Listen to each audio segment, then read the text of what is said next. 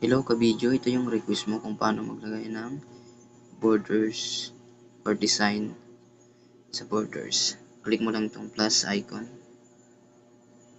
Then, click mo itong nasa baba. Itong nasa kaliwa. Then, piliin mo yung insert. Then, text box. Then, click mo yan. Okay, kung gusto mo anong size. Then, piliin mo na itong nasa baba, itong nasa kaliwa. Dito makikita mo yung border style, border colors, and border weight. Kung gaano kalaki. Yan. Tapos, anong kulay. Dito naman sa border styles. Ito yung